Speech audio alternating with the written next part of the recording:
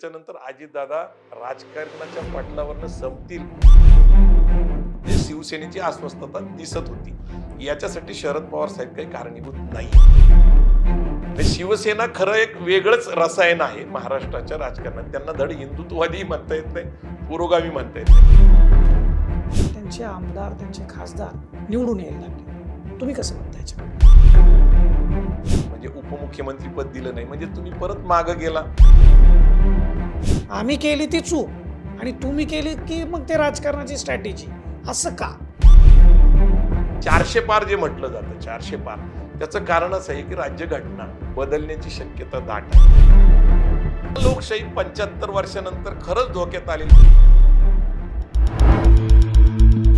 नमस्कार, मी Deepak Darade, for the people न्यूजमध्ये आपलं सर्वांचं स्वागत आहे।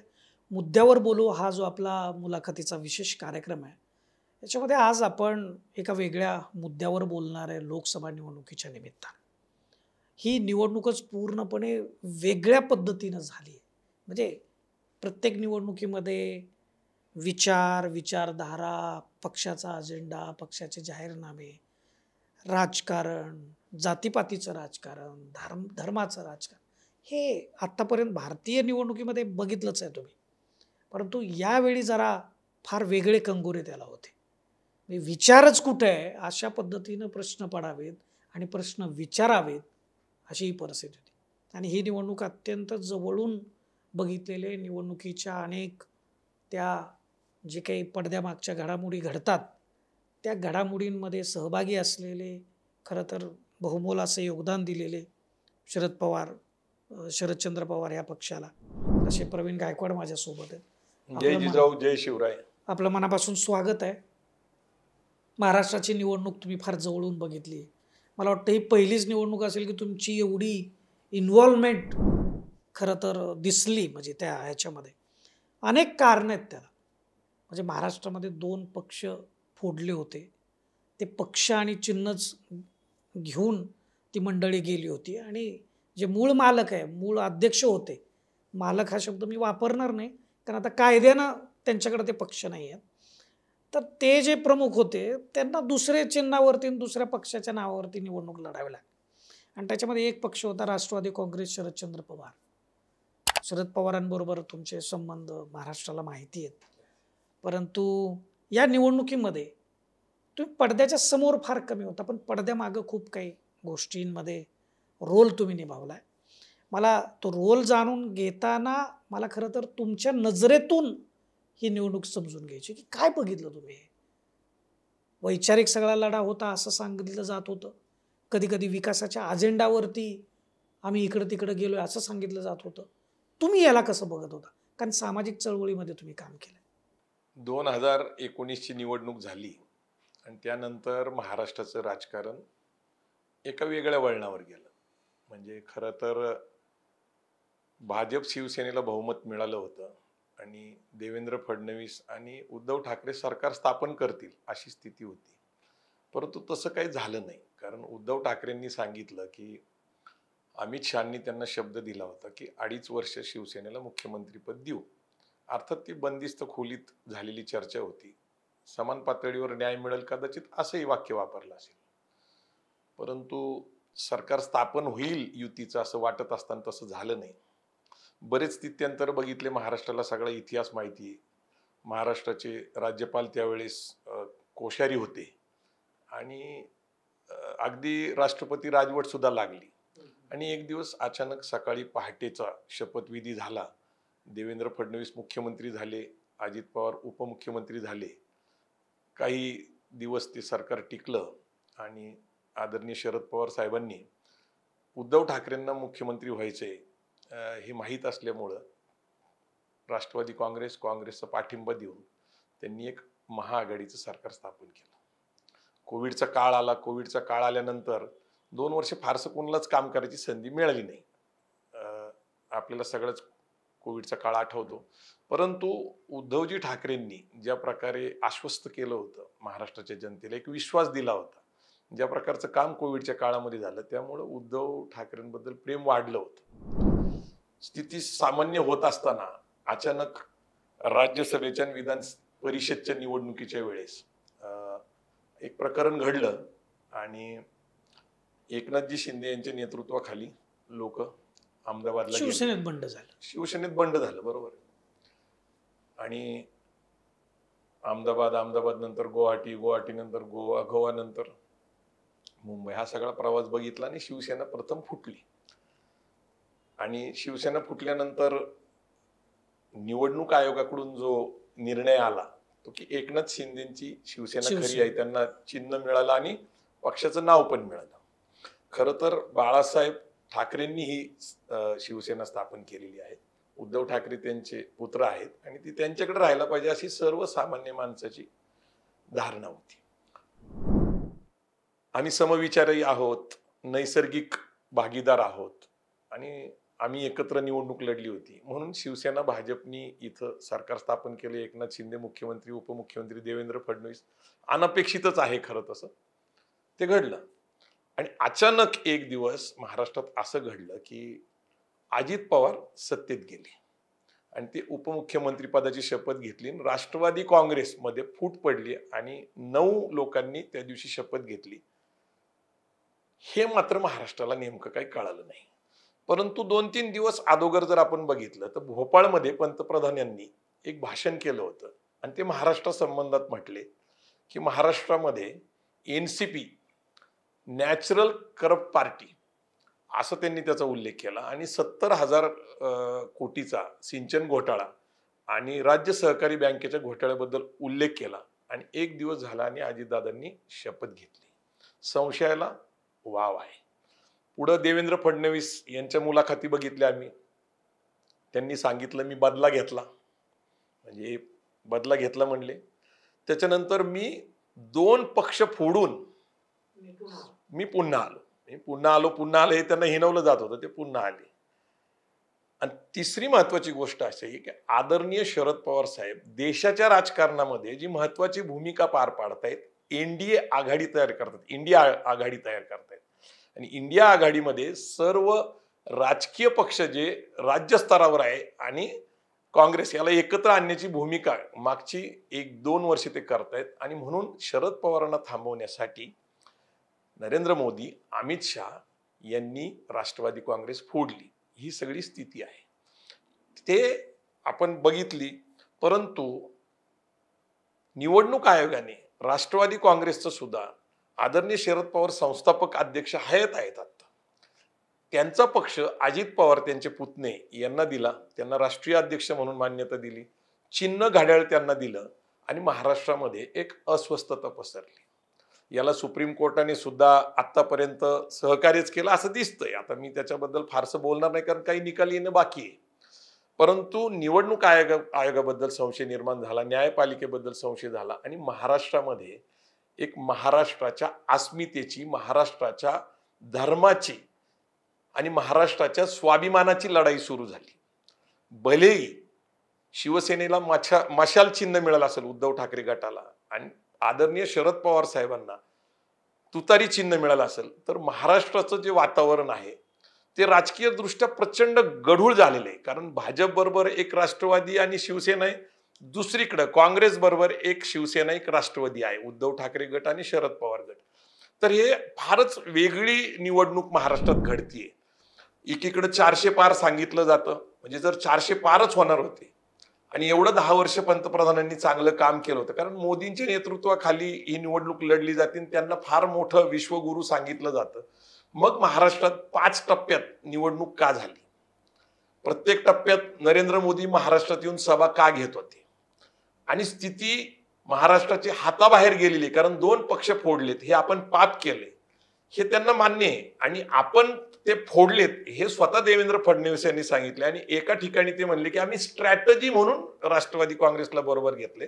त्यांना कुठलंही व्यवस्थित मतदारांना सांगता आलेलं नाहीये की शिवसेना का फोडली, राष्ट्रवादी का फोडली. कदाचित भारतीय जनता पार्टीने संयम पाळला असता तर इथं त्यांना अधिकाधिक खासदारही निवडून आले असते. 48 पैकी कदाचित 30-40 आले असते भाजपला आणि विधानसभेला ते निवडून आले. पण अतिघाई मातीत जाई असा प्रकार महाराष्ट्रात घडलेला आहे. तुम्ही जसं म्हटला की म्हणजे शरद पवारांनी हे सगळं त्या ठिकाणी उद्धव ठाकरेंना मुख्यमंत्री करण्यासाठी केलं, किंवा शरद पवारांचा पक्ष फोडला, उद्धव ठाकरेंची शिवसेना फोडली.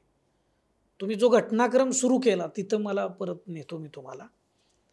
आणि ते तुम्ही मेन्शन पण केलं की शिवसेना आणि भाजप एकत्र लढले होते आणि एकत्र मॅन्डेट दिलं होतं, जनतेने दिलं होतं. सरकार तर बनणं होतं. आता बंद खोलीच्या आत काय नेमकी चर्चा झाली ही त्या दोघांनाच माहिती, जनतेला तर काही माहीत नाही. पण जसं नॅचरली मतदारांनी तुम्हाला मॅन्डेट दिलं आहे तर ते सरकार बनायला पाहिजे होतं. परंतु त्यांचा आरोप असा आहे की शरद पवारांनी खतपाणी घालून उद्धव ठाकरेंना फोडलं. ही त्यांनी चूक नाही का केली? आम्ही केली ती चूक आणि तुम्ही केली की मग ते राजकारणाची स्ट्रॅटेजी, असं का? तुम्हाला काय वाटतं याच्यावर? आणि आपण थोडंसं मागं जायला पाहिजे. 2014च्या विधानसभेच्या निवडणुकीच्या पार्श्वभूमीवर 2014ची लोकसभा एकत्र लढली, कारण त्यांना खासदार जास्त पाहिजे होते. केंद्रामध्ये 38 खासदार त्यावेळेस निवडून आले होते. नरेंद्र मोदींना त्यांचा पाठिंबा होता. विधानसभा जवळ आल्यानंतर अचानक विरोधी पक्ष नेते एकनाथ खडसे यांनी जाहीर केलं की भाजप स्वतंत्रपणे निवडणूक लढेल, आणि तशी तयारी त्यांनी आधीपासूनच केली होती. Single largest party will come in power, म्हणजे एकच पक्ष सत्ता स्थापन करेल अशी आशा नरेंद्र मोदी केंद्रात पंतप्रधान झाल्यानंतर, कारण त्यांना बहुमत मिळालं होतं, त्यांना ती मॅन्डेट मिळालं होतं, बरोबर आशा निर्माण झाली होती. त्यामुळे शिवसेनेचा त्यांनी हात सोडला होता. त्यामुळे 14ला शिवसेना, भाजप, काँग्रेस, राष्ट्रवादी काँग्रेस आणि अन्य पक्ष स्वतंत्र निवडणूक लढले होते. बरोबर. त्यानंतर जे सरकार स्थापन करायची वेळ आली त्यावेळेस 14 मध्ये त्यांनी राष्ट्रवादी बरोबर सुद्धा चाचपणी केलेली आहे भाजपनी सरकार स्थापन करायची, पण आदरणीय पवार साहेबांनी जे लोक जाऊ इच्छित होते त्यांना काही मान्यता दिली नाही. आणि शेवटी बराच काळ गेला, बाहेरून राष्ट्रवादी काँग्रेसनी पाठिंबा देऊन काही काळ ते सरकार स्थिरवलं होतं. विरोधी पक्ष नेतेपदी एकनाथ शिंदेची निवड पण झाली होती. परंतु नंतर शिवसेना बीजेपी एकत्र बसले, कारण कसं असतं की सत्तेत असल्याशिवाय आमदार किंवा खासदार टिकत नाही आपल्याकडे. सत्ता म्हणलं की अर्थकारण आलं, विकासाची कामं आली, आणि म्हणून शिवसेना भाजपनी एकत्र सरकार स्थापन केलं. पण अत्यंत अपमानकारक परिस्थितीमध्ये, म्हणजे उपमुख्यमंत्री पद दिलं नाही. म्हणजे तुम्ही परत मागं गेला, 1995ला मनोहर जोशी मुख्यमंत्री झाले आणि उपमुख्यमंत्री गोपीनाथ मुंडे झाले, आणि त्यांना सन्मानाने कॅबिनेट अशा प्रकारची पदं दिली की महत्वाची, ज्याला आपण महसूल खातं म्हणतो, पीडब्ल्यूडी म्हणतो, महत्वाची खातं बीजेपीला मिळाली होती, मुख्यमंत्रीपद शिवसेनेला मिळालं. संधी आली, 123 आमदार निवडून आले होते बीजेपीचे, आणि जवळपास 63 आमदार हे शिवसेनेचे निवडून आले होते. अशा स्थितीमध्ये सन्मानाची वागणुकीची अपेक्षा होती. दुय्यम दर्जाचे कॅबिनेट पद, राज्यमंत्री पद. आपण जर 14 ते 19 बघितलं तर सरकारमध्ये शिवसेना आहे, परंतु उद्धव ठाकरे अगदी विरोधी पक्षाचे नेते असल्यासारखी भूमिका घेत होती, जिथं काँग्रेस राष्ट्रवादी ऍबसेंटच दिसत होते. खिशामध्ये कायम राजीनामे त्यांच्या मंत्र्यांचे असायचे, आणि दिला सुद्धा. सांगितलं जायचं. एकनाथ शिंदेंनी उद्धव ठाकरेंना 2 महिने अगोदर राजीनामा सुपूर्द केला कार्यक्रमामध्ये. त्यांनी सांगितलं की मला देवेंद्र फडणवीस काम करून देत नाही, त्यांच्याकडे नगर विकास खातं होतं. म्हणजे ही गोष्ट खरीच आहे, अपमानकारक वागणूक दिली. त्यामुळे शिवसेनेची अस्वस्थता होतीच, आणि 14 ते 19 शिवसेना सत्तेत असून सुद्धा विरोधी पक्षाचीच भूमिका पार पाडत होती. म्हणजे शिवसेनेची अस्वस्थता दिसत होती. याच्यासाठी शरद पवार साहेब काही कारणीभूत नाहीयेत. 19ला निवडणूक झाली, शब्द पाळत नाहीयेत भारतीय जनता पार्टी. ठरल्याप्रमाणे 2.5 वर्षाचं मुख्यमंत्रीपद कबूल केलेले, आणि तसं मागणी उद्धव ठाकरेंनी करणं नैसर्गिक होतं. बाळासाहेब ठाकरेंना त्यांनी शब्द दिला होता की मी शिवसैनिक करल, आणि त्यावेळेस शब्द पाळला जात नाही म्हटल्यानंतर त्यांची अस्वस्थता वाढली. आणि शेवटी असं आहे की मुख्यमंत्री आपला शिवसेनेचा झाला पाहिजे. अर्थात त्यांचा होऊ शकत नव्हता, कारण त्यावेळेस त्यांना जागा कमी मिळाल्या होत्या, 54 जागा मिळाल्या होत्या, आणि 54 जागेमध्ये ते काही होऊ शकत नाही. पण त्यांच्याकडे नेमकी ती पॉवर तयार झाली होती की त्यांच्याशिवाय सरकार स्थापन होऊ शकत नव्हतं. शिवसेनेला काँग्रेस कदापिही पाठिंबा देणार नाही ही भारतीय जनता पार्टीची खात्रीच होती, किंवा कधीही काँग्रेस मान्यता देणार नाही, कारण हिंदुत्वाचा अजेंडा, बाबरी मशीद पाडल्याचा बाळासाहेब ठाकरेंनी कायम पुरस्कार केलेला आहे. अशा स्थितीमध्ये मुस्लिम मताचा विचार करता काँग्रेस पाठिंबा देणार नाही. तिथंच भारतीय जनता पार्टी चुकली, आणि इथंच शरद पवार श्रेष्ठ ठरतात. आता मला सांगा, म्हणजे हे सगळी वैचारिक बैठक या राजकारणामध्ये दिसते का? मला आज खरं तर तुमच्या बरोबर हे सगळं संवाद करताना मला राजकारण आणि विचार या 2 गोष्टीवरती जास्त भर द्यायचा आहे. कारण बघा, शिवसेना, भाजप हिंदू पॉलिटिक्स खेळतात आणि काँग्रेस असेल, राष्ट्रवादी काँग्रेस असेल, हे नेहमीच फुले शाहू आंबेडकरांचा विचार घेऊन, त्यांनी पुरोगामी विचार घेऊन पॉलिटिक्स केलेलं आहे. पण राजकारणात हे पॉलिटिक्स राहिलं आहे का विचारांचं? कारण ज्यावेळेस अजित पवार राष्ट्रवादी काँग्रेसमध्ये बंड करून गेले, तर ते म्हटले की आम्ही फुले शाहू आंबेडकरांचाच विचार घेऊन आलेलो आहे आणि फक्त इथं विकासाच्या मुद्द्यासाठी आम्ही एकत्र आलेलो आहे. आता हे कसं मान्य करायचं? म्हणजे विचार एकीकडं, सत्ता एकीकडं आणि विकासाचं राजकारण म्हणून आपले जे काही काम आहेत त्यासाठी तिथं गेलो आहे का? इतक्या शंका ह्या तुमच्या आमच्यासारख्यांना नाही तर सर्वसामान्य लोकांना सुद्धा निर्माण झाल्या. तर हे विचारांचं पॉलिटिक्समधलं असणं, कारण कुठलाही जगातला पक्ष घ्या तो, म्हणजे आपण पाश्चिमात्य देशात जर गेलो तर काही पक्ष भांडवलशाहीला पुरस्कृत करणारे आहेत, काही पक्ष मजूर कामगार वर्गाला पुरस्कृत करणारे आहेत. तसंच तुम्ही ऑस्ट्रेलियात गेला तर एक पक्ष ग्रीन पार्टी म्हणून आहे. मी तिथं असताना त्यांचं राजकारण बघितलं. पर्यावरण हा त्यांचा अजेंडा आहे. केवळ पर्यावरणाच्या मुद्द्यावरती ते राजकारण करतात. सुरुवातीला त्यांचा एक उमेदवार सुद्धा निवडून येत नव्हता. जसजसं पर्यावरणाचे प्रश्न गंभीर व्हायला लागलेत, त्यांचे आमदार, त्यांचे खासदार निवडून यायला लागले. तुम्ही कसं बघता याच्याकडे? नाही, आपल्याला थोडंसं मागं जावं लागेल. 1990ला अशी स्थिती निर्माण झाली होती की नक्की सत्तेत कोण येईल. म्हणजे व्ही.पी. सिंग सरकार गेलं होतं, चंद्रशेखर सरकार होतं आणि त्याच्यानंतर जनता दलाला वाटत होतं की आम्ही ओबीसी आरक्षण लागू केलंय, ॲट्रॉसिटी लागू केलंय, बाबासाहेब आंबेडकरांचं भारतरत्न दिलेलं आहे, तर आम्हाला 74.5% आरक्षित वर्ग आम्हाला मदत करेल असं वाटून जनता दल निवडणुकीला समोर गेला होता. राम मंदिराचा प्रश्न घेऊन भारतीय जनता पार्टी समोर गेली होती. निवडणुकीच्या मध्यावर राजीव गांधींची तामिळनाडूला हत्या झाली आणि निवडणूक स्थित्यंतर बदललं आणि अल्पमतामध्ये नरसिंहरावांचं सरकार आलं. काँग्रेस हळूहळू डिग्रेड होत गेली, म्हणजे त्यांची खासदारांची संख्या कमी कमी होत गेली. आणि नंतर काय झालं की पुढचा जो टप्पा आला तो भारतीय जनता पार्टीने एक आघाडी तयार केली, एनडीए आघाडी. ती म्हणजे अटल बिहारी वाजपेयींच्या नेतृत्वाखाली. अर्थात त्यांचे खासदार वाढत चालले होते. अगदी 2 खासदारवरनं ते आता 88, 89, 90 पर्यंत गेले होते आणि आघाडीच्या राजकारणाला सुरुवात झाली होती. म्हणजे आघाडीचं राजकारण महाराष्ट्रात सुद्धा आणि देशात सुद्धा निर्माण झालं होतं.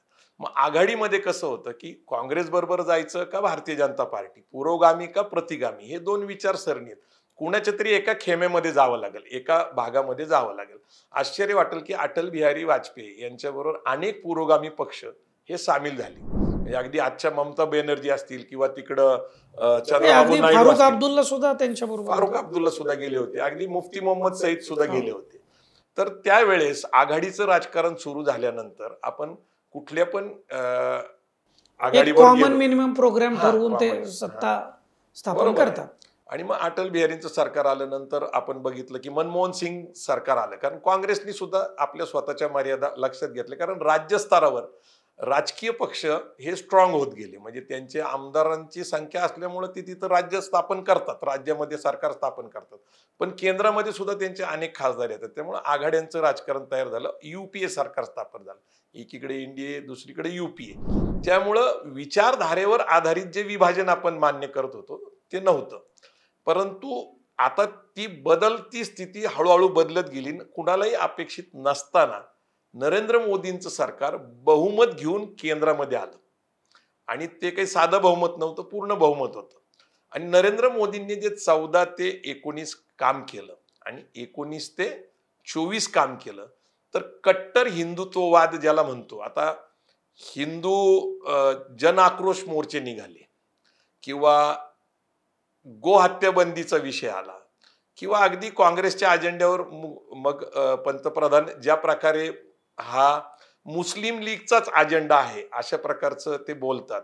म्हणजे हिंदू मुस्लिम विभाजनाचा विषय हा प्रकर्षाने जाणवायला लागला आणि खरं तर इथंच ती विचारधारा जन्माला येते. आणि म्हणून कट्टर भाजपचा हिंदुत्ववाद आणि पुरोगामी वाद जो आहे काँग्रेस पक्षाचा आणि अन्य पक्षाचा, जे पुरोगामी समजतात, जनता पार्टी असेल, जनता दल असेल, समाजवादी पक्ष असेल, राष्ट्रवादी काँग्रेस असेल, तर इथं खऱ्या अर्थाने विभाजन होतं. आता विचारधारा म्हणजे नक्की काय, तर एक एक्स्ट्रीम विचारसरणी असते जी धर्माला घेऊन जाते आणि एक सर्वांना घेऊन जाते, सर्वसमावेशक, पुरोगामी, प्रोग्रेसिव्ह.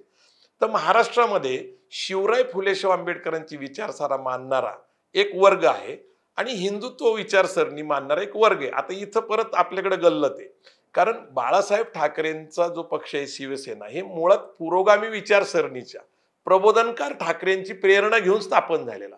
सुरुवातीला मराठी माणसाला मुंबईमध्ये संरक्षण म्हणून एक संघटना स्थापन झाली. नंतर 80% समाजकारण, 20% राजकारण करत शिवसेना राजकारणात आली. 80च्या दशकात हळूहळू तिचा उदय व्हायला लागला. शिवसेना नक्की हिंदुत्ववादी आहे का पुरोगामी हे कन्फ्युजन आहे. म्हणजे काही लोक म्हणतात ती हिंदुत्ववादी आहे, तर उद्धव ठाकरे सांगतात की शेंडी आणि जानव्याचं किंवा पंचपळी पत्राचं आमचं हिंदुत्व नाहीये, ते सर्वसमावेशक आहे. आणि म्हणून आपल्याला एक विशेष राहून जाऊ नाही म्हणून मी तुम्हाला नोंद करून सांगतो की सगळ्यात जास्त मुस्लिम लोकांनी यावेळेस उद्धव ठाकरेंना मतदान केलं. म्हणजे शिवसेना खरं एक वेगळंच रसायन आहे महाराष्ट्राच्या राजकारणात. त्यांना धड हिंदुत्ववादी म्हणता येत नाही, पुरोगामी म्हणता येत नाही. दुसरीकडं भारतीय जनता पार्टी मात्र संघाचा विचाराच्या साठी स्थापन झालेली. म्हणजे 1925ला संघाची स्थापना झाली. 2025ला 100 वर्ष RSS ला पूर्ण होतात. आणि RSSचे जे संघचालक आहेत गुरु गोलवलकर गुरुजी यांनी बंच ऑफ थॉट्स म्हणजे विचारधन नावाचं पुस्तक लिहिलेलं आहे, ज्याच्यामध्ये भविष्यात हा देश कसा असेल, त्याचं राजकारण कसं असेल, त्याचं समाजकारण कसं असेल, त्याची संस्कृती कशी असेल, हे सगळं बंच ऑफ थॉट्स मध्ये. त्याला RSSचं बायबल म्हटलं जातं, धर्मग्रंथ म्हटला जातो. आणि याच विचाराने पुढे जाऊन सत्ता स्थापन करायची. म्हणजे 100 वर्ष पूर्ण होत असताना केंद्रामध्ये आणि राज्यामध्ये आपलंच सरकार असलं पाहिजे. 100 वर्ष म्हणजे शताब्दी संघाची असल्यामुळं निश्चितच हिंदू राष्ट्राची कल्पना मांडली जाणार आहे ताकदीने. आणि हा जो धोका आपल्याकडे आहे 400 पार जे म्हटलं जातं, 400 पार, त्याचं कारणच आहे की राज्यघटना बदलण्याची शक्यता दाट आहे. आपण जे विचारसरणीबद्दल बोलतोय, तर आता शिवसेनेच्या विचारसरणीबद्दल थोडंसं वेगळं आहे. ती रिजनल पार्टी आहे, मराठी माणसाच्या अस्मितेसाठी स्थापन झाली. आपण जे म्हणताय की अजित पवार जे पुरोगामी विचारसरणीचे आहेत असं सांगतात, फुले शाहू आंबेडकरांच्या विचारसरणीचे, त्यांच्याबरोबर छगन भुजबळ असतील, धनंजय मुंडे असतील, अनेक लोक आहेत आता ज्या वेगवेगळे त्यांचे सहकारी आहेत. अगदी हसन मुश्रीफ मुस्लिम समाजाचे त्यांच्याबरोबर गेले, ते भारतीय जनता पार्टीच्या आणि शिवसेनेच्या सत्तेमध्ये जाऊन बसलेले आहेत. इथं विचारधारेचा काय प्रश्न आला, तर अजितदादांनी सांगितलं आम्ही विकासासाठी तिकडे गेलोय. आता विकासासाठी गेलं ह्या म्हणण्यात काय तथ्य आहे का? तर विकास कसा आहे, पुरोगामी आणि प्रतिगाम्यांमध्ये विकास कसा आहे? प्रतिगाम्यांबद्दल महात्मा फुलेंनी लिहून ठेवले. ज्या ज्या वेळेस शेठजी आणि भटजींची युती होईल त्यावेळेस बहुसंख्य बहुजन समाज, शेतकरी, कामगार, कष्टकरी वर्गाचं शोषण होईल. आता तसं झालंय का? तर केंद्रामध्ये अमित शाह आणि नरेंद्र मोदी हे कुणाचे प्रतिनिधी आहेत? हे व्यापारी प्रतिनिधी आहे. गुजराती समाज हा व्यापारी समाज आहे, म्हणजे शेठजी. आणि महाराष्ट्रामध्ये भटजी म्हणजे देवेंद्र फडणवीस, गडकरी यांचा आता राज्यावर प्रभाव असल्यामुळं शेठजी भटजीची युती आहे का? आहे. समाज अस्वस्थ आहे का? तर शेतकऱ्यांच्या मालाला भाव मिळत नाही. आपण बघतोय कांद्याचा विषय आहे, सोयाबीनचा विषय आहे, कापसाचा विषय आहे. आणि ती मिनिमम जे आपण म्हणतो की कमीत कमी प्राइस मिळाली पाहिजे, गव्हर्नमेंटनी हे केलेली, ती सुद्धा मिळत नाही. त्याच्यानं FRP मिळत नाही ऊसाला. आणि दुसरीकडे बेरोजगारी प्रचंड वाढलेली आहे. रोजगाराबद्दल आश्वासन दिलं गेलं होतं की 2 कोटी लोकांना दरवर्षी रोजगार मिळतील, म्हणजे 20 कोटी तरुणांना आतापर्यंत रोजगार मिळाला पाहिजे होता, तर रोजगार मिळत नाहीये. बेरोजगारी वाढलेली आहे. 80 कोटी लोकांना या देशामध्ये, म्हणजे एकूण लोकसंख्येच्या 60% लोकांना अन्नधान्य मोफत रेशनच्या माध्यमातून दिलं जातं. एकीकडे सरकार त्याचं कौतुक करतो, दुसरीकडे आपल्याला आत्मपरीक्षण केलं पाहिजे की 60% जनता ही 75 वर्षानंतर दारिद्र्याचं जीवन का जगते. मग विचारधारा कुठली? तर महात्मा फुलेजी सांगतात ती प्रतिगामी विचारसरणी. शेठजी भटजीचे लोक सत्तेत आले की शोषण करतात. आता दुसरीकडं महात्मा फुले काय म्हणतात? महात्मा फुलेंची समता, शाहू महाराजांचं बंधुत्व, बाबासाहेब आंबेडकरांचा न्याय आणि शिवाजी महाराजांचं स्वराज्य आणि स्वातंत्र्य या तत्वाने आपलं पिरॅम्बलचं पहिलं पान सजलेलं आहे. कारण ही तत्व आमच्या महापुरुषांची, म्हणजे या देशामध्ये समता म्हणजे सगळ्यांना समान न्याय मिळाला पाहिजे, ही जर तत्व असतील तर खरंच या देशाचा आजचा जो गरीब वर्ग आहे तो सुखी आहे का? तर महात्मा फुलेंच्या तत्वाप्रमाणे नाही. कष्टकरी कामगार वर्ग, शेतकरी वर्ग अस्वस्थ आहे, त्याला महागाईने पिचलेला आहे, त्याला मूलभूत अधिकारामध्ये जे आपल्याला राज्यघटनेने दिलेले अन्न, वस्त्र, निवारा, आरोग्य आणि शिक्षण ह्याच्यापासून तो वंचित आहे आता. आणि म्हणून आपल्याला एक लक्षात घेतलं पाहिजे, पंतप्रधान म्हणतात की $3 ट्रिलियन इकॉनॉमी करणारे, जगातली तिसरी इकॉनॉमी करणारे आपण. निश्चितच आकड्याचा फुगवटा होतो, कारण हा देश प्रचंड महाकाय आहे, मोठा आहे. 140-42 कोटी लोकसंख्या असलेला हा देश आहे. आणि अमेरिका किंवा अन्य देशांच्या तुलनेत आपण तिसरी इकॉनॉमी, चायना म्हणजे अमेरिका आणि चायना, आणि त्याच्यानंतर भारत तिसरी इकॉनॉमी होईल. परंतु दरडोई उत्पन्नाचा विचार केला, दरडोई उत्पन्न, तर लक्षात येतं की भारत 120 क्रमांकावर आहे. म्हणजे या देशातला माणूस गरीब आहे आणि हा जगाच्या तुलनेत 120व्या नंबरवर देश जातो. आज दरडोई उत्पन्न पाकिस्तानचं, बांगलादेशचं, श्रीलंकेचं आपल्यापेक्षा चांगलं आहे. तो पुरोगामी विचार काय सांगतो की सामान्यातल्या सामान्य माणसाला न्याय, हक्क, अधिकार, रोजगार मिळाला पाहिजे. तो मिळतोय का? तर मिळत नाही.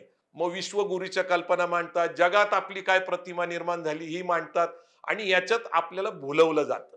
मुळात परदेशातनं उद्योग आलेत किती, किती वेळा दावोसला मीटिंग झाल्या, किती वेळा इथं रोजगाराच्या प्रश्नाच्या बाबतीत चर्चा झाली. आजच देवेंद्र फडणवीसांनी ट्विट केलेलं आहे.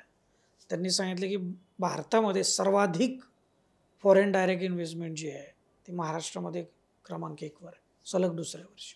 आपण जर लक्षात घेतलं तर आदरणीय शरद पवार साहेब ज्यावेळेस महाराष्ट्राचे मुख्यमंत्री होते त्यावेळेस सलग अनेक वर्ष देशात 1 नंबरचं राज्य महाराष्ट्र होतं. अगदी व्हायब्रंट गुजरातचा ज्या काळामध्ये बालबोला होता, म्हणजे चर्चा होती, म्हणजे गुजरातमध्ये 12 वर्ष नरेंद्र मोदी मुख्यमंत्री होते आणि त्या काळात ते सांगितलं गेलं विकासाचं मॉडेल. तरीही आपण जर बघितलं टॅक्स पेयर बघा, सगळ्यात जास्त टॅक्स कुठला भरून जातो तर महाराष्ट्रात टॅक्स जातो. सगळ्यात जास्त विकास कुठं होतो? महाराष्ट्रात विकास होतो. देवेंद्र फडणवीस जे सांगतात ते कागदावर आहे, प्रत्यक्षात अजून उतरलेलं नाही. त्यांनी कधीतरी जाहीर करावं की किती पैसे आले, किती कामं सुरू झाली, किती उद्योग सुरू झाले, किती कंपन्या आल्या, किती रोजगार तयार झाला. ते फक्त आकडेमोड करतात. दावोसला गेलो, एवढं हे झालं. मला एक सांगा, एनरॉन कुणी बुडवलं आणि का बुडवला? त्याच्यानंतर डाऊ कंपनी गेली.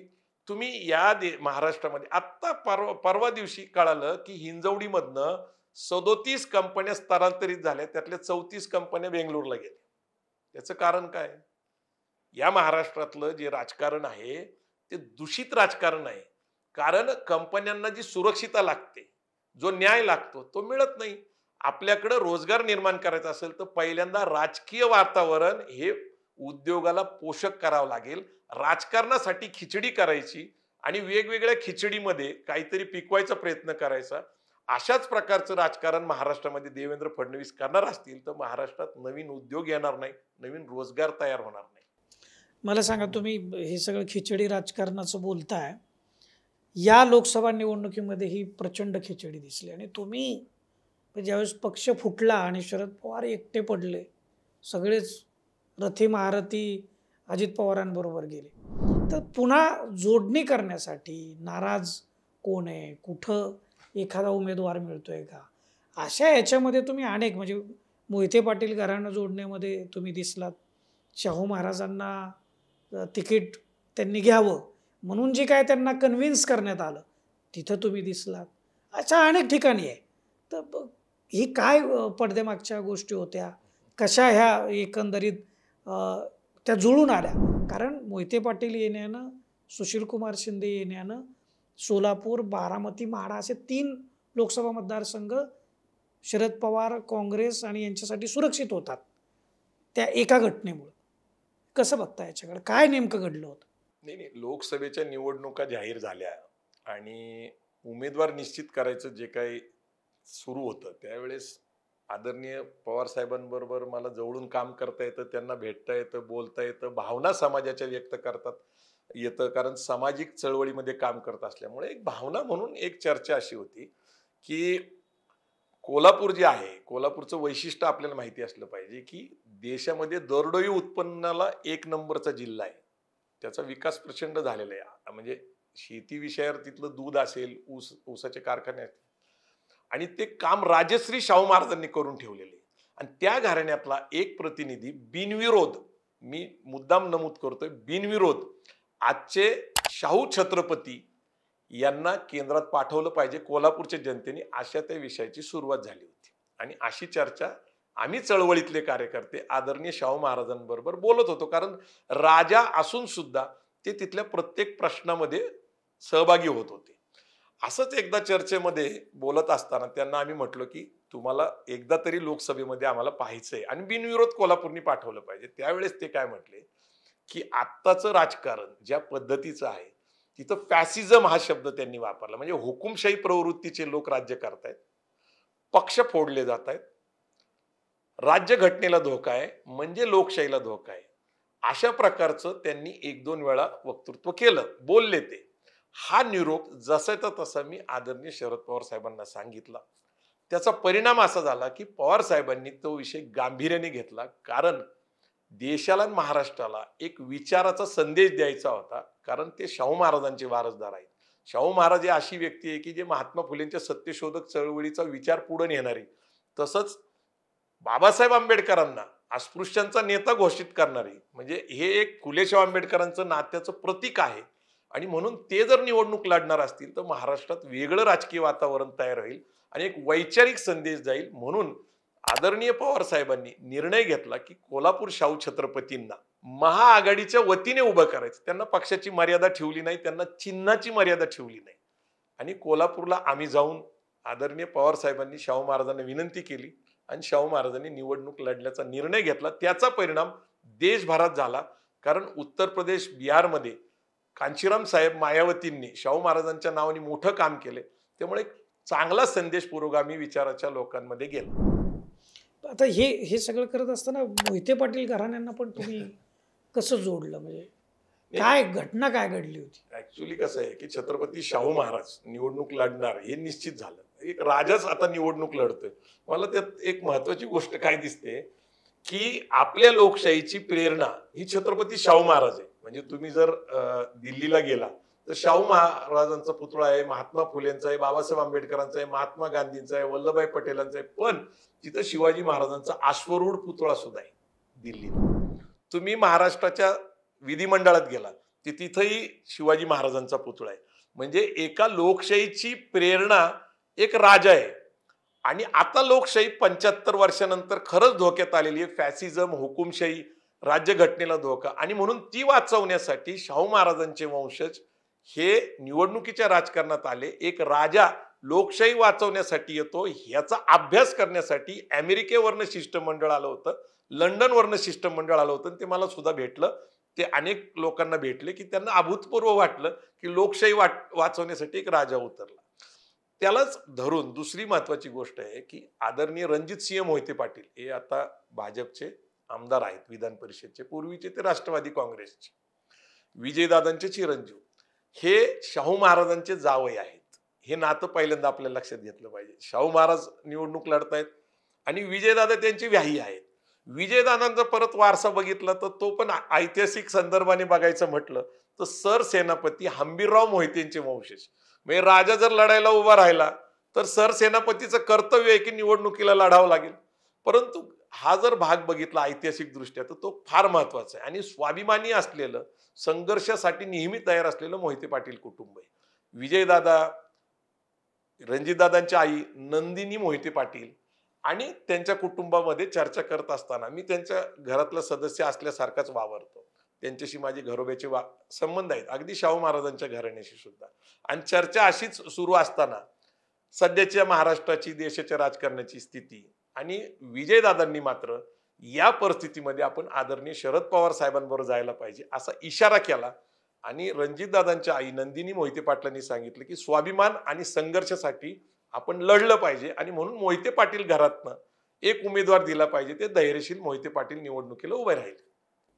आता हे सगळं होत असताना शरद पवारांवरती कुठंतरी एक आरोप पण झालाय. म्हणजे ह्या काही चांगल्या गोष्टी त्यांच्या बाजूने जरी झाल्या असल्या तरी मनोज जरांगे पाटील यांच्या माध्यमातून त्यांनी मराठा ओबीसी संघर्ष उभा केला आणि मराठा मतदान जे आहे ते एक गट्टा मतदान कुठंतरी डायव्हर्ट करण्याचा एक प्रयोग त्यांनी सक्सेसफुली केला की काय, अशा पद्धतीनं शंका किंवा त्या टीका विरोधकांकडून सुरू आहेत. त्याच्याकडे तुम्ही कसं बघता किंवा त्याच्यामध्ये किती तथ्य आहे?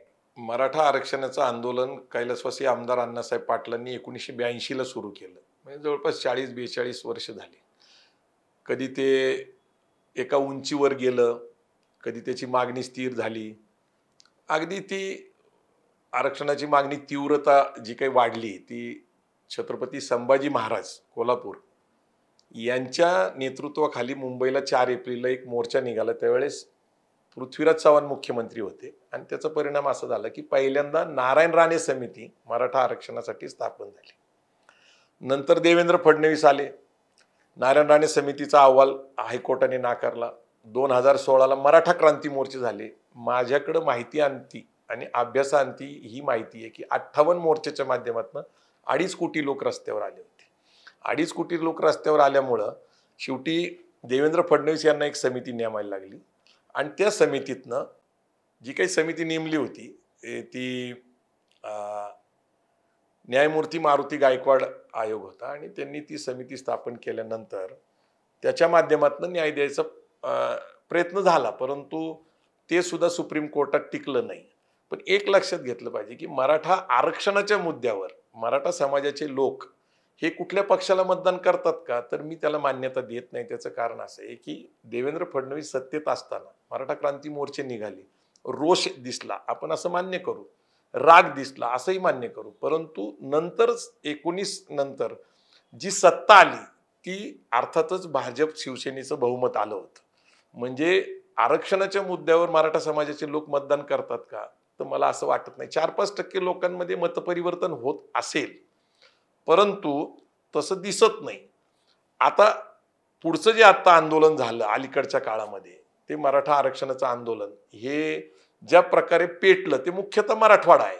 आणि निश्चितच काय झालं त्यावेळेस की गृह मंत्रालयाच्या आदेशावरनं, म्हणजे असं म्हणतात की गृह मंत्रालय म्हणजे देवेंद्र फडणवीस गृहमंत्री असल्यामुळे त्यांच्या आदेशाने एक लाठी चार्ज झाला तिथं आणि त्या लाठी चार्जमध्ये महिला, मुलं, गरीब कष्टकरी शेतकरी यांच्यावर पोलिसांनी खूप जोरदार लाठी चार्ज केला. त्याच्यामध्ये कोणाचं पाय मोडला, हात मोडला, कोणाचं डोकं फुटलं, बरेच लोकांना टाके पडले. ती अस्वस्थता पसरली आणि सरकार विरोधी जे काही लोक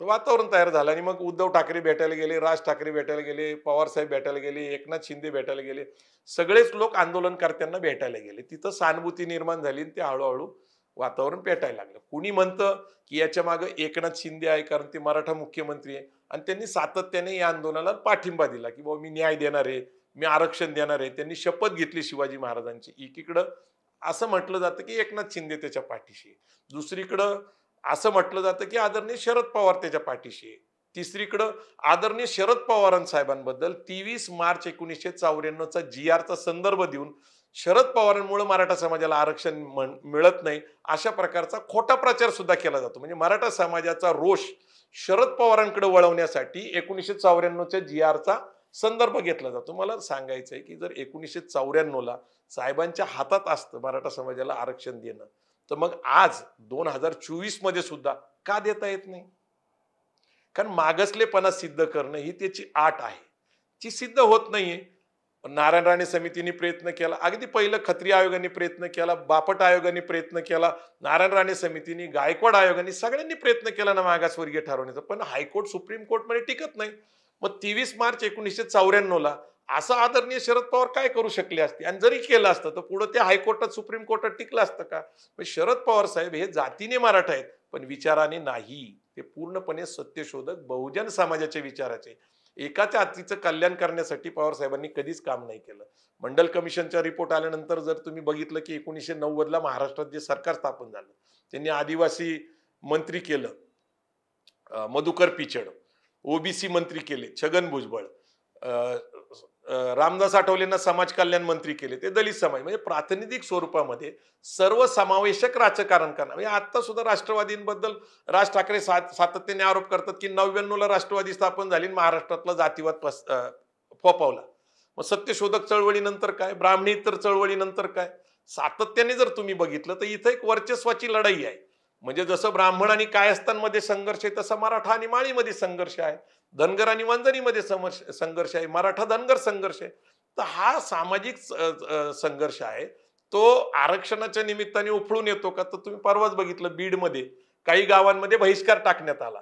आता हा प्रकार काही बरोबर नाही आणि याला शरद पवार साहेब कधीही पाठिंबा देत नाही, परंतु दुर्दैवाने त्यांच्यावर टीका केली जाते आणि पवार साहेब कधीही त्याला उत्तर देत नसल्यामुळं संशयाचं वातावरण राहतं. हे आपण म्हणताय ते बरोबर आहे, परंतु देवेंद्र फडणवीसांनी मराठा आरक्षणाच्या निमित्ताने नागपूरला राष्ट्रीय ओबीसी संघटना ज्याचे अध्यक्ष बबनराव तायवडे आहेत, त्या नागपूरच्या पहिल्याच आंदोलनामध्ये त्यांनी जाऊन सांगितलं की बीजेपीचा डीएनए ओबीसी आणि एसटी आहे, म्हणजे इतर मागासवर्गीय आणि आदिवासी हा भाजपचा मूळ जनाधार आहे आणि मी कुठल्याही परिस्थितीमध्ये ओबीसी मध्ये मराठा समाजाचा समावेश होऊन देणार नाही. कोणी राजकारण केलं पहिलं?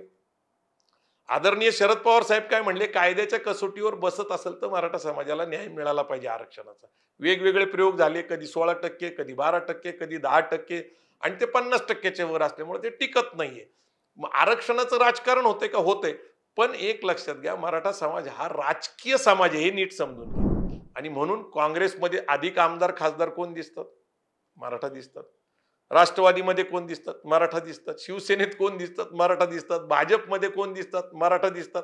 वंचितने सगळ्यात जास्त उमेदवार कुठले दिले? मराठा दिले. मनसेचे सगळ्यात जास्त उमेदवार कोण असतात? मराठा असतात, कारण त्यांची संख्या खऱ्या अर्थाने 1932 ची जनगणना सांगते 29%. आज त्याचा फुगवटा वाढवत गेला तर काही लोक 32 म्हणतात, काही 35%. पण 32 आणि 35% जर एकत्र आले तर किती टक्के मतदान होतं आणि किती पक्ष उभे राहतात? जर एक गठ्ठा मराठा समाजाचं मतदान झालं तर ते ठरवतील तो पक्ष सत्तेत येऊ शकतो, पण तसं होत नाही. मराठा आरक्षणाचा मुद्दा हा सामाजिक आहे, त्याचं राजकीयकरण आजपर्यंत झाल्याचं नोंद नाही, लक्षात ठेवा. बरोबर आहे. फार विस्तृतपणे तुम्ही हे सगळं सांगितलंय. पण आता मला सांगा की ही विचारधारेची जी लढाई आहे, ही भविष्यामध्ये काय आव्हानं असतील? म्हणजे आत्ताचं राजकारण बघता विचार हा राजकारणात राहील का? तुम्हाला म्हणजे तुम्ही अभ्यासक पण आहे, चळवळीमध्ये काम करता आणि राजकारणामध्ये पण तुमचा वावर असतो, त्यामुळं अधिक जवळून तुम्ही हे सगळं बघताय. तर राजकारणात विचार राहील का? भविष्यातलं हे फार मोठी थ्रेट आहे. नाही, सध्याची महाराष्ट्राची स्थिती तर गढूळ आहे. लोकांना नेमकं समजत नाही, कारण अजितदादा सांगतायत की मी फुले शाहू आंबेडकरांच्या विचाराचाच आहे, पण मी विकासासाठी भाजप बरोबर गेलेलो आहे. तसंच छगन भुजबळ हे समता संघटना चालवतात, म्हणजे महात्मा फुले समता परिषद चालवतात आणि महात्मा फुलेंचं नाव घेतात आणि ते मात्र भाजप बरोबर जातात आणि भाजपनीच त्यांना 2 वर्ष जेलमध्ये टाकलं होतं हे त्यांनाही माहिती आहे. म्हणजे सध्याची स्थिती जर बघितली तर अजितदादांबरोबर गेलेले हसन मुश्रीफ असतील, अगदी धनंजय मुंडे असतील किंवा अन्य कुठलेही लोक जे म्हणजे प्रफुल्ल कुमार पटेल असतील, यांच्यावर ईडीच्या चौकशा सुरू होत्या. काही ससेमिरा पोलिसांचा सीआयडीचा चालू होता आणि या भीतीपोटी दहशतीपोटी ते त्यांना जाऊन मिळाले असं मानण्यात येतं, पण त्यांची स्वतःचीच अडचण झालेली दिसते. पण आता त्यांची घुसमट होते असं वाटतं? 100% घुसमट होती. काय होऊ शकतं मग पुढं? कसं आहे, मी तुम्हाला सांगू का की फुले शाहू आंबेडकरांचा विचार मी तुम्हाला सांगितला की बहुसंख्य असलेल्या शेतकरी, कामगार, कष्टकरी वर्गाला न्याय देण्याचा विचार आहे आणि संघाचा जो विचार आहे हिंदुत्ववादी हा वेगळा विचार आहे. म्हणजे शेठजी भटजीचा विचार आहे असं मी सांगत नाही, तर महात्मा फुलेच सांगतात. म्हणजे महात्मा फुलेच विभाजन करतात पुरोगामी आणि प्रतिगाम्यांचं. प्रतिगाम्यांच्या काळामध्ये धार्मिक गोष्टी केल्या जातात का? तर राम मंदिराचं आता हे झालं, म्हणजे प्रतिष्ठापना झाली रामाची, चांगली गोष्ट आहे. सगळ्यांना आपण कोणी राम राम म्हणतं आपल्याकडे भेटलं, कोणी जय श्रीराम म्हणतं, कोणी राम नाम सत्य म्हणतं. म्हणजे रामाचा आमचा पहिल्यापासून संबंध आहे, परंतु त्याचं राजकारण केलं गेलं का? तर त्याचं राजकारण केलं गेलं, पण ते यशस्वी झालं का? तर ते यशस्वी झालेलं दिसत नाही. तर येणाऱ्या काळात नेमकं मला काय दिसतं, मला एक प्रामाणिकपणे सांगायचंय की भारतात लोकशाही आहे, लोकप्रतिनिधी आम्ही निवडून देतो आणि आम्ही लोकप्रतिनिधी ज्या पक्षासाठी निवडून देतो त्याची एक पक्षाची विचारधारा आहे, त्याला मानणारा एक वर्ग आहे, एक टक्का आहे आणि ज्या वेळेस अशा प्रकारच्या कुठल्याही चुकीच्या गोष्टी केल्या जातात त्यांना मान्यता समाज देत नाही. म्हणजे विचारधारेच्या पलीकडं विरुद्ध विचारसरणीबरोबर काही युती केली किंवा बरोबर गेले तर ती मान्यता राहत नाही. कारण मी तुम्हाला सांगतो की अजितदादांचा जो पक्ष आहे तो आता भाजप शिवसेनेवर गेले. भाजप शिवसेनेची नैसर्गिक हिंदुत्वाची विचाराची म्हणजे ती एक नाळ आहे, एक नाळ विचार आहे. आहे. तर एकनाथ शिंदे गेलं तर फारसं कोणी गांभीर्याने घेतलं नव्हतं. तरीही मी तुम्हाला सांगतो की उद्धव ठाकरे आणि आदित्य ठाकरेंनी जे उघड केलं 50 खोके एकदम ओके गद्दार, त्याच्यामुळं एकनाथ शिंदेबरोबरचे लोक प्रचंड डॅमेज झालेले आहेत. हा राजकीय विषय आहे, तरी पण मी तुम्हाला सांगितलं. मला एक निश्चित सांगायचं की आम्ही लोकप्रतिनिधी निवडून देतो, ते एका विचाराचे असतात. पण निवडणुकीत कुठलीही पक्षाची सत्ता येते, त्या पक्षाचं काम विकासच करणं हे लक्षात ठेवा. पण विकास कुठल्या प्रकारचा करायचा? सर्वसामान्यांना न्याय द्यायचा का उद्योजक व्यापाऱ्यांना न्याय द्यायचा आणि त्यांचा विकास करायचा? आज तुम्ही विचार करा की मागच्या 30 वर्षात अदानी आणि अंबानी, मग भले काँग्रेस असो भाजप असो, सगळ्यात जास्त अर्थकरण कुणाचं प्रबळ झालं? उद्योजक व्यापाऱ्यांचं. तुम्ही शेअर मार्केटचा जरी अभ्यास केला तर कंपन्यांचे शेअर मार्केट कुठले कुठे गेले, म्हणजे NFT कुठे गेलेले, याच्यावरनं आपल्याला लक्षात येतं की विकास झाला पाहिजे तर सर्वसामान्यांचा. विचारधारेबद्दल, विकासाबद्दल, विचारधारा आणि विकास, विचारधारा आणि विकास ज्यावेळेस म्हणतो तो विकास कुणाचा करायचा हे निश्चित ठरावं लागेल. धरणं बांधली, रोड बांधले, चांगल्या बिल्डिंग बांधल्या, चांगले काही गोष्टी केल्या चांगल्या, समजा डेकोरेटिव्ह केल्या, म्हणजे याचा अर्थ विकास होतो असं नाहीये. सर्वसामान्य माणसाचा विकास झाला पाहिजे हे त्याचं मूळ तत्व आहे. आणि फुलेशाह आंबेडकरांचा विचार याचाच अर्थ आहे की सर्वसामान्यांना न्याय मिळाला पाहिजे. सर्वसामान्यांना न्याय मिळत नाही, मोदी राजवटीमध्ये आता सिद्ध झालेलं आहे. आणि म्हणून विकास करणं हे बंधनकारकच आहे. म्हणजे कुठलं, कारण तुमच्याकडं बजेट असतं. आज महाराष्ट्राचं बजेट 6 लाख कोटीचं आहे, केंद्र सरकारचं बजेट 21 लाख कोटीचं आहे. मग तुम्हाला निवडून दिलंय तर तुम्हाला त्या बजेटच्या माध्यमातून विकास केलाच पाहिजे, पण विकास सर्वसामान्य माणसाचा झाला पाहिजे. हा फरक आहे मूलभूत, प्रतिगामी आणि पुरोगामी.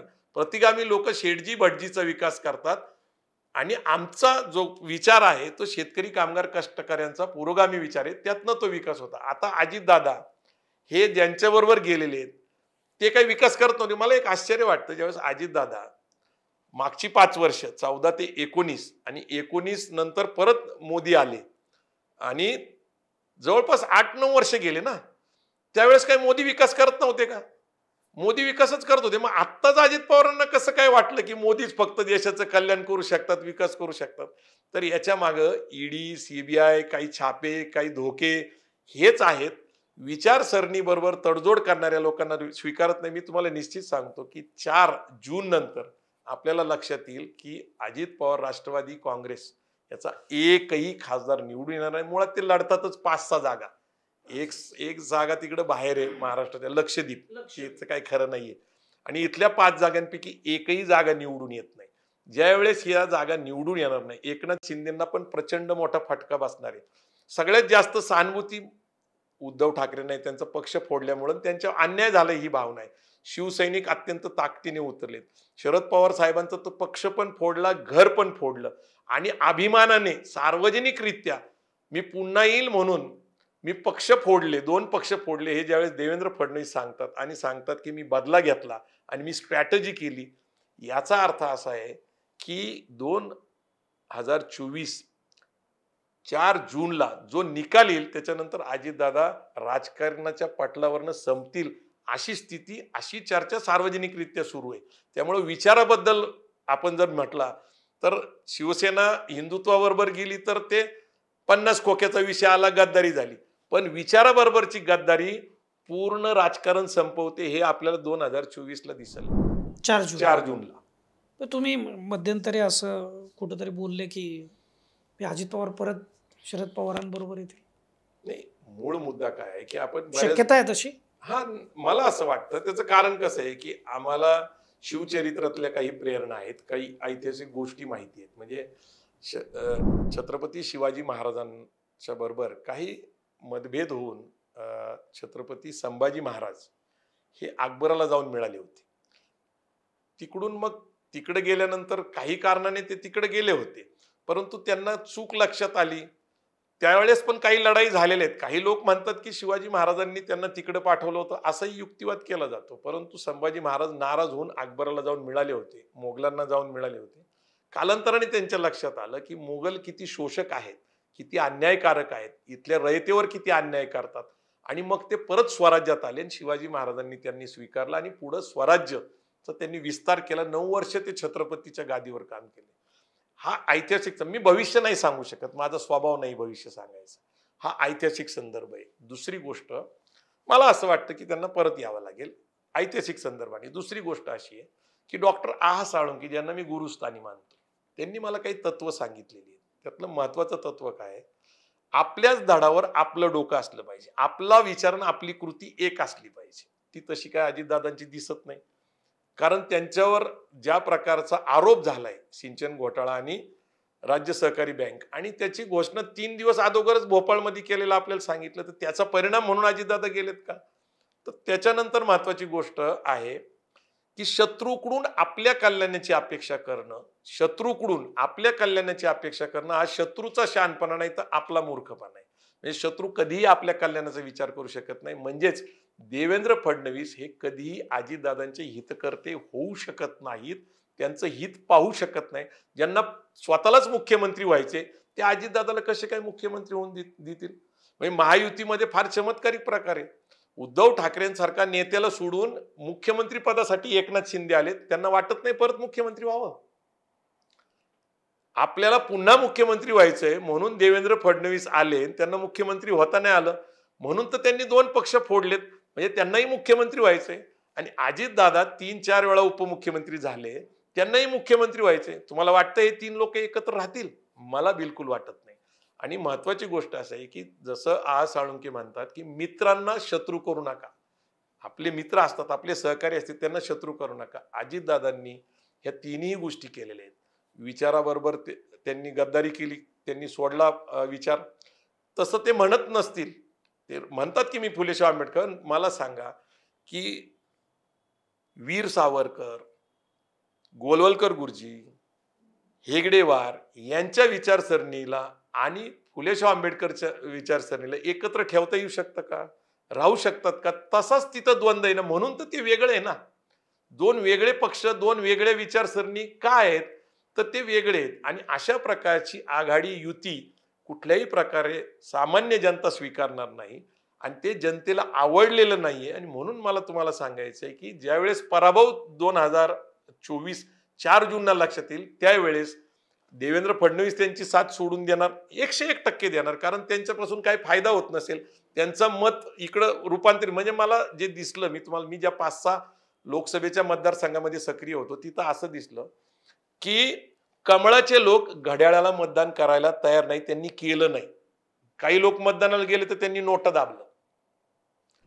आणि कमळाचे लोक घड्याळाला मतदान करत नाही, घड्याळाचे लोक कमळाला मतदान करत नाही. हा 2 विचारसरणीचा फरक लक्षात आल्यानंतर आणि अजितदादाचा आपल्याला कुठलाही फायदा होत नाही, उलट पक्षी नुकसान होतंय, हे लक्षात आल्यानंतर देवेंद्र फडणवीस आणि भाजप अजितदादांना का बरोबर ठेवतील? तुम्ही सांगितल्याप्रमाणे, ऐतिहासिक दाखला दिल्याप्रमाणे, समजा जर अजित पवारांना शरद पवारांनी स्वीकारलं, समजा आज एवढी जनता समजा शरद पवारांच्या बरोबर उभा राहिली एक वैचारिक लढा देण्यासाठी, त्या लोकांना ते आवडेल का परत घेणं या सगळ्या याच्यावरून? म्हणजे जे मिळालेला जो एवढा प्रतिसाद आहे तो कदाचित गमावण्याची शक्यता नाकारता येत नाही. तुम्ही कसा विचार करता? 2-3 गोष्टी आहेत त्याच्यामध्ये की यापूर्वी सुद्धा अजितदादांनी पहाटेची शपथ घेतलेली आहे. पहाटेची शपथ ही चूकच आहे भारतीय जनता पार्टी सारख्या पक्षाबरोबर, ज्याला आदरणीय शरद पवार मान्यता देत नाही. ते सांगतात की 2004ला चर्चा झाली, 9ला चर्चा झाली, 2014ला बाहेरून पाठिंबा दिला, पण शरद पवार साहेब कधी या विचारसरणीवर जाऊ शकत नाही. आणि अजितदादांनी यापूर्वी 2-3 गोष्टी केलेल्या आहेत, त्या चुका शरद पवारांनी पोटात घातलेल्या आहेत. परंतु अजित पवारांकडे काही महत्वाचे गुण आहेत, ते प्रशासकीय दृष्ट्या फार महत्वाचे आहेत. प्रशासन कसं चालवावं, अधिकाऱ्यांवर कसा वचक ठेवावा आणि कशी कामं जनतेच्या हिताची करू, ते त्यांची ती हातोटी आहे, ते त्यांचे गुण आहेत. म्हणून तर त्यांना 3-4 वेळा उपमुख्यमंत्री करण्याची वेळ आली का, त्यांचे गुण आणि पक्षातल्या सगळ्या आमदारांनी त्यांनी केलेले. आता एक चांगला नेता, त्याचं राजकीय नुकसान होऊ नये आणि त्याच्यामुळे समाजाचं नुकसान होऊ नये, ही एक चांगली भावना आहे. मी तुम्हाला उदाहरण काय सांगतो की असा आरोप केला जातो की शरद पवार साहेबांनी शिवसेना पहिल्यांदा फोडली. ही गोष्ट खरी आहे का? तर शिवसेना 90च्या दशकामध्ये मनोहर जोशी का छगन भुजबळ यांचं नेतृत्व हा विषय त्याच्या आतमध्ये झाला आणि 1992ला छगन भुजबळ 18 आमदार घेऊन बाहेर पडले. त्यांचं राजकीय नुकसान होऊ नये आणि एक चांगला उमदा ओबीसी समाजाचा नेता, माळी समाजाचा नेता, याचं राजकीय भविष्य उज्ज्वल असावं म्हणून शरद पवार साहेबांनी त्यांना बरोबर घेतलं. विरोधी पक्ष नेते हे प्रथम दर्जाचं पद दिलं आणि त्यांना राजकीय दृष्ट्या सुरक्षित केलं आणि ते पुढे राजकारणामध्ये शरद पवार साहेबांबरोबर राहिले. धनंजय मुंडे यांच्याबद्दल बोललं जातं तर धनंजय मुंडेंचे वडील पंडितराव मुंडे हे जाऊन शरद पवार साहेबांना भेटले आणि कुटुंबामध्ये ज्या वेळेस गोपीनाथ मुंडेंचा वारसा धनंजय मुंडे चालवतील असं वाटत होतं त्यावेळेस पंकजाताई आणि प्रीतम मुंडे यांचा राजकीय उदय झाला आणि असुरक्षिततेच्या भावनेने धनंजय मुंडे बाहेर पडले. त्यांनी राजकीय दृष्ट्या अत्यंत गोपीनाथ मुंडेंचे विरोधक असलेले शरद पवार साहेबांचा पक्ष राजकीय दृष्ट्या स्वीकारला. एवढंच नाही तर शरद पवारांनी त्यांना स्वागत केलं, त्यांना विधान परिषदेवर निवडून आणलं, त्यांना विरोधी पक्ष नेता केलं धनंजय मुंडेंना आणि धनंजय मुंडेंनी सुद्धा उत्तम काम केलेले. तर अशा प्रकारच्या गोष्टी घडलेल्या आहेत. त्यामुळे चुका झाल्या असतील तर चुका माफ करायला लागतील कारण समाज हित, राज्याचं हित पाहून असे निर्णय घ्यायला लागतील. पण मी हे जनता कशी स्वीकारेल याला, म्हणजे जनतेच्या दृष्टिकोनातून कसं बघता? नाही, ही जी गोष्ट आहे ही घडलच असं मी काही सांगत नाही. पण जर बोलायचं म्हटलं चर्चेला आलाय म्हणून म्हणजे तुम्ही तरच आपण बोलतोय. जसं असं एक लक्षात घ्या, अजितदादांचं एकूण स्वभाव आणि नेतृत्व बघितलं तर काँग्रेसमध्ये ते जातील असं मला वाटत नाही, भाजपमध्ये जातील असं मला वाटत नाही आणि राजकीय दृष्ट्या त्यांचं आता जे नुकसान झालंय हे नुकसान लोकसभेनंतर लक्षात आल्यानंतर त्यांना आपल्या घरी परत येण्याशिवाय काय पर्याय राहतो. कारण काँग्रेस हा मास लीडरला कधीही मान्यता देत नाही. आदरणीय शरद पवारांचं राजकारण काँग्रेसनीच संपवलं. काँग्रेसचे लोक त्याच्याबद्दल बोलतात बऱ्याच वेळा. म्हणजे केंद्रामध्ये 2 वेळा पंतप्रधान पद वर दावा शरद पवार साहेबांनी सांगितला 1991ला नंतर 97ला. परंतु त्यावेळेसच्या काँग्रेसच्या केंद्रातल्या लोकांनी शरद पवार साहेबांना तसं होऊन दिलं नाही. अस्वस्थता वाढलेलीच होती आणि म्हणून 99ला त्यांना काँग्रेसमधून काढून टाकलं म्हणून त्यांनी राष्ट्रवादी काँग्रेस पक्ष काढला.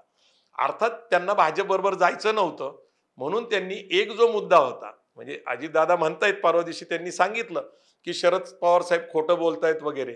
मी तुम्हाला सांगतो की पवार साहेबांसमोर पर्याय होता, भाजप शिवसेनेबरोबर जाऊन सरकार स्थापन करायचा किंवा काँग्रेस बरोबर सरकार स्थापन करायचं. तर त्यांनी काँग्रेस बरोबर गेले कारण केंद्रामध्ये सोनिया गांधींनी जाहीर केलं होतं की मी पंतप्रधान पद स्वीकारणार नाही. मनमोहन सिंग पंतप्रधान होणार होते. ही स्थिती जर समोर असेल तर मग आपल्या राज्यामध्ये काँग्रेस बरोबर ज्या कारणाने वाद झाला होता सोनिया गांधीच्या पंतप्रधान पदाच्या मुद्द्यावरनं, जर तो त्यांनी बाजूला ठेवला असेल तर काँग्रेस आणि राष्ट्रवादी काँग्रेसला एकत्र यायला काहीच कारण नाही. आणि 2004च्या बद्दल जी चर्चा होती की शरद पवार साहेबांनी मुख्यमंत्री राष्ट्रवादीचा केला नाही, तर त्याची पार्श्वभूमी काय आहे की RR पाटील त्यावेळेस राष्ट्रवादी काँग्रेसचे प्रदेशाध्यक्ष होते आणि आमचाच मुद्दा होता जेम्स लेन प्रकरण, भांडारकर प्राच्य विद्या संस्था, आणि तो स्वाभिमानाचा मुद्दा मांडल्यामुळं महाराष्ट्रात 71 आमदार राष्ट्रवादी काँग्रेसचे निवडून आले, 2 आमदार जास्त आले, एकूण 70 आमदार काँग्रेसचे आले. त्यावेळेस पहिल्यांदा 99 ते 2004 कोण मुख्यमंत्री होतं? विलासराव देशमुख. काही कारणाने त्यांना पद सोडावं लागलं. सुशीलकुमार शिंदेच्या नेतृत्वाखाली विधानसभेला आपण समोर गेलो. विधानसभेनंतर सुशीलकुमार शिंदेंना मुख्यमंत्री परत करावा का, सर्व आमदारांचा त्याला काही पाठिंबा नव्हता आणि तो पाठिंबा मिळत नसल्यामुळं आणि दोन्ही बेरीज एकूण 70 आणि 71ची केली तरी बहुमत होत नाही. म्हणजे इतर छोट्या छोट्या पक्षांचा, अपक्षांचा पाठिंबा घेऊन सरकार स्थापन करायला लागत होतं. त्यावेळेस विलासराव देशमुखच परत मुख्यमंत्री झाले. हे लक्षात घ्या तुम्ही. 2004ला विलासराव देशमुख मुख्यमंत्री झाले कारण त्यांच्याकडे हातोटी होती. मुख्यमंत्री म्हणून त्यांच्याकडे एक वकब होती, त्यांच्याकडे एक प्रशासकीय अनुभव होता आणि त्यांना अपक्षांना सोबत घेऊन म्हणजे 7 पक्ष होते ना. 99ला 7 पक्ष होते, 2004लाही तेवढेच पक्ष होते. नंतर विलासराव गेले, नंतर पृथ्वीराज बाबा आले. पण एक लक्षात घेतलं पाहिजे की आदरणीय शरद पवार साहेबांनी त्यावेळेस सुद्धा पक्षाच्या आतमध्ये सर्व आमदारांची चर्चा करूनच निर्णय घेतलेला आहे. असं काही नाही की ते एक हाती निर्णय घेतात, सगळ्यांना बरोबर घेतात, सगळ्यांची चर्चा मसलत करतात आणि मग ते पुढे जातात. आणि महाराष्ट्राचा मुख्यमंत्री राष्ट्रवादीचाच झाला असता म्हणजे पक्ष वाढाला असता, ही गोष्ट खरी नाही. राष्ट्रवादी काँग्रेस कधीही पक्ष संघटनेवर काम करत नाही असा माझा अनुभव आहे. पक्ष संघटना वाढवायचं असेल तर पक्षाच्या कार्यकर्त्यांमध्ये काम करावं लागतं, समाजामध्ये जाऊन पक्ष वाढवावा लागतो, मग महाराष्ट्राचा मुख्यमंत्री राष्ट्रवादीचा होऊ शकतो. बराच वेळ तुम्ही अनेक मुद्द्यांवरती अगदी दिलखुलास बोललेले आहेत. म्हणजे एकूण राजकारण आणि विचार ह्याची जी विसंगती सध्या आपण आपल्या महाराष्ट्रामध्ये बघतोय, खरं तर देशामध्येही बघतोय, इतर राज्यांमध्येही आपण तेच पाहतोय. तर हा विचार आणि राजकारण हे भविष्यामध्ये काय राहील, काय त्याचे कंगोरे आहेत, महाराष्ट्रातल्या राजकारणामध्ये या लोकसभा निवडणुकीमध्ये नेमकं काय घडलं, या सगळ्या गोष्टीबद्दल आपण प्रवीण गायकवाडांकडून जाणून घेतलं. आपण आमच्याला न्यूज चॅनलला एवढा वेळ दिलात त्याबद्दल मनापासून धन्यवाद. थँक्यू. जय जिजाऊ, जय शिवराय.